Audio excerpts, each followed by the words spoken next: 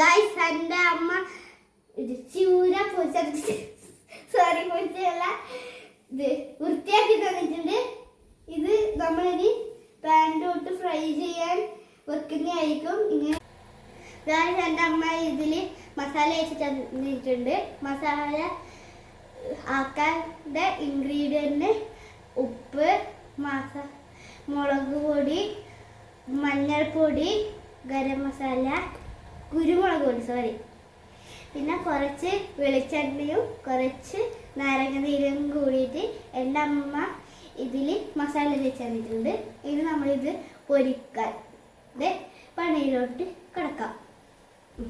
എൻ്റെ അമ്മ ഇത് മസാല തേച്ച മീൻ എടുത്ത് ഫ്രൈ ചെയ്യാൻ പാനിൽ ഇട്ടിട്ടുണ്ട്. അത് നമ്മൾ ചൂടാവുന്നതാണ് ഇത് കാണുന്നത്. ഇപ്പം നമ്മൾ ഫ്രൈ ചെയ്തിട്ട് അടുത്തത് ഇടുന്നതായിരിക്കും. ഇത് കുക്കറൊന്ന് വിസിലടിച്ചാണ് ഇപ്പം കേൾക്കത്. റെഡിയായി. ഇത് കണ്ടോ? അപ്പോൾ നമുക്ക് ടേസ്റ്റ് ചെയ്ത് നോക്കിയാലോ?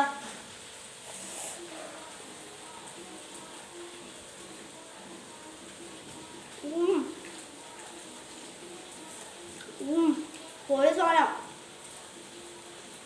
നിങ്ങൾക്ക് ഇത് തേക്കാൻ വേറെ മസാല ഉണ്ടെങ്കിൽ കമൻറ്റ് ചെയ്യണേ.